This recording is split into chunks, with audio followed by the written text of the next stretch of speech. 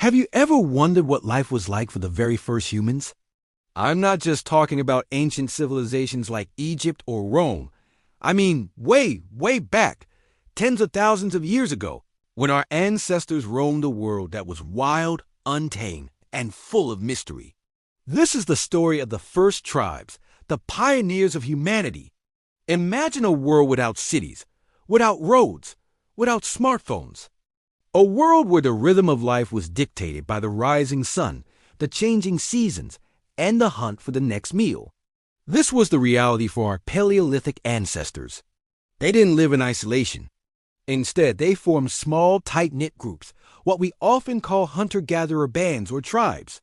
These groups were typically made up of a few families, maybe 20 to 50 people in total.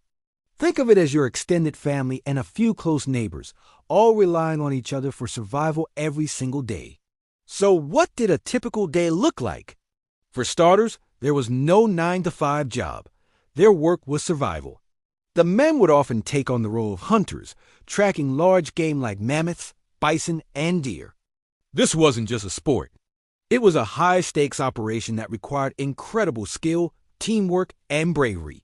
They used cleverly crafted tools made from stone, bone, and wood spears, outlaws for throwing those spears farther and faster, and sharp flint knives for butchering their catch. A successful hunt meant a feast for the entire tribe, providing not just meat for food, but also hides for clothing and shelter, and bones for tools and ornaments.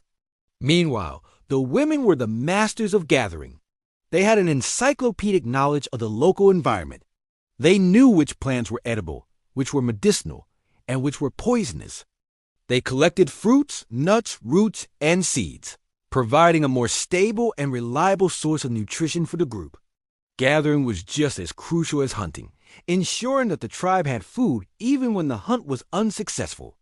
Women were also central to the life of the camp, raising children, preparing food, and managing the hearth, which was the heart of their home. Life wasn't just about finding food. The first tribes had a rich social and spiritual life. In the evenings, they would gather around the flickering light of a fire.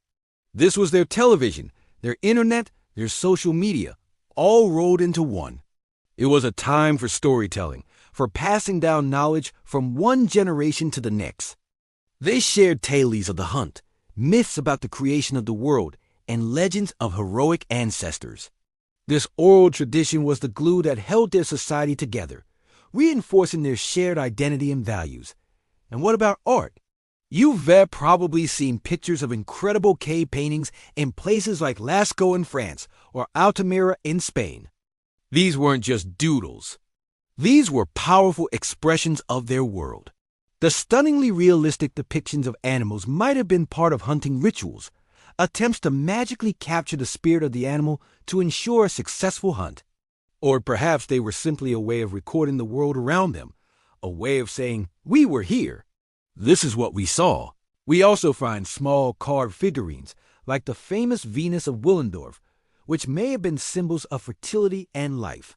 These early humans were constantly on the move, following the herds of animals and the changing seasons. They didn't have permanent homes, but they were masters of creating temporary shelters. They used caves when available, but also built huts from mammoth bones, animal hides, and branches. They were true nomads, carrying their few possessions with them, their knowledge of the land their most valuable asset. Living in such a harsh environment required immense cooperation. Everyone had a role to play, and sharing was not just a nice idea, it was a fundamental rule of survival. The food brought back from a hunt or a gathering expedition was shared among all members of the tribe. This system of mutual support ensured that even the old, the young, and the sick were cared for. This deep-seated instinct to cooperate and form communities is a legacy that still shapes our societies today. So, the next time you look up at the stars, take a moment to think about those first tribes. They were our distant grandparents, looking up at the very same sky.